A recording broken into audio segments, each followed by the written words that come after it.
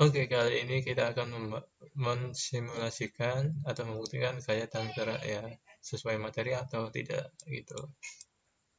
Di ini permukaannya licin ya.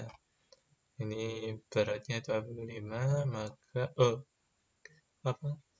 Masanya 25, maka beratnya 250 apabila gravitasinya 10 gitu. Ini derajatnya, ini sudutnya ya. Nah, kalau sudutnya semakin besar, ketinggiannya juga besar juga. Kita coba ya,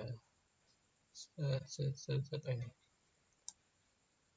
50-an lah ya, membutuhkan 50 Newton untuk bergerak ke atas. Kemudian kita naikkan lagi 50 kan tadi. Ini nah 120. Nah, ini dapat disimpulkan bahwa semakin besar sudut yang akan dilalui atau sudut kemiringan, maka diperlukan gaya yang cukup besar. Ketinggian juga, apabila ketinggian semakin tinggi, maka gaya yang dibutuhkan lebih besar juga gitu. Itu permukaan licinnya gitu. Kita besarkan. Nah, tadi 2, nah 120-an. 120 ini besarkan lagi. Titik 0. Nah, 120 lebih, oke. 240, 2 kali lipatnya ya. Nah, ini dapat disimpulkan lagi. Bila masanya lebih besar, maka gaya yang diperoleh atau dibutuhkan itu semakin besar juga gitu. Ada 3 udahnya pembuktiannya. Sekarang kondisi permukaannya kayu. Nah, di sini kalau kayu kan tidak licin lagi, itu koefisien ini berlaku. Dihitung juga ya. Kita bidang lurus dulu ya. Jangan bidang miring. Kemudian, nah diberikan gaya. Set. Wah, lebih 400-an ya. Nah, 400. Gaya gesernya berapa? Kan sumpama diketahui gravitasinya 10 meter per second, terus masanya 100, maka beratnya 1000 Newton. Nah, untuk rumus gaya geser, F geser sama dengan mu K dikali gaya normal. Gaya normal ini di sini sama dengan gaya beratnya, maka 1000 dikali 0,3 berarti 300. Nah, dia kalau mau bergerak itu harus melebihi 300-an lah. Nah, lebih 300. Nah, udah ya. Itu kalau kurang dari 300 nggak bisa gitu. Lebih 300. Ini kita ubah lagi ya. Kalau ini berapa?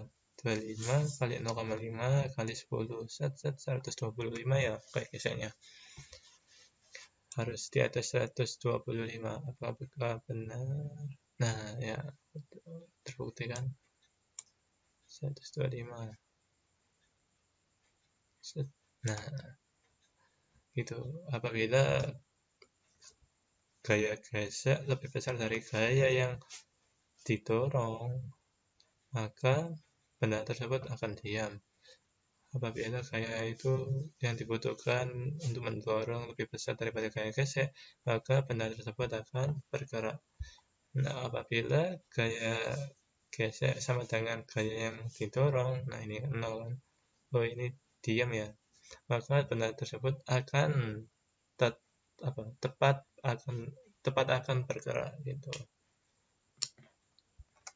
Terus ya udah ini ya, lanjut. Nah, ini masa benda.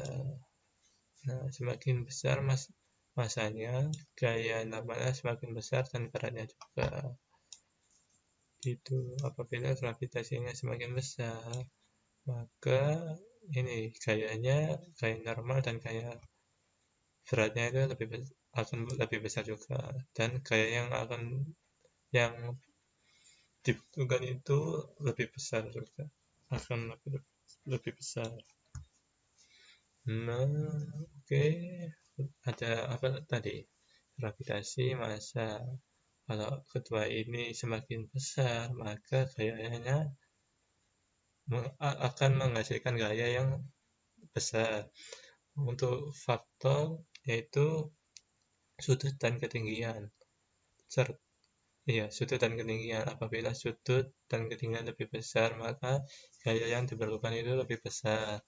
Untuk ini pembuktian juga, apabila gaya gesek lebih besar daripada gaya yang dibutuhkan, maka benda tersebut akan diam.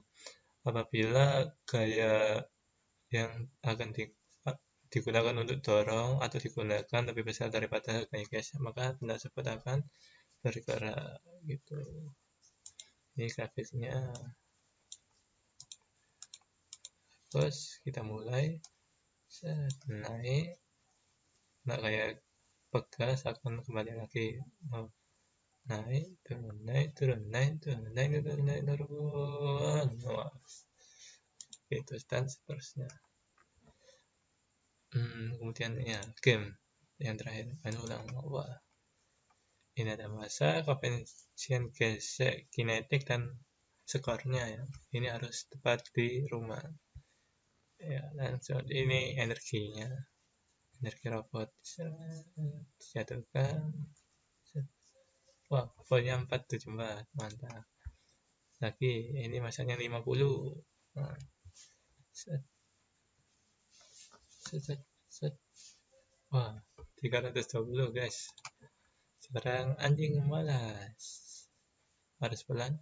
Set, set, set, set, set, set, set. Wah, baik apa namanya, koefisiennya besar ini, makanya saat menuruni bidang miring sangat pelan.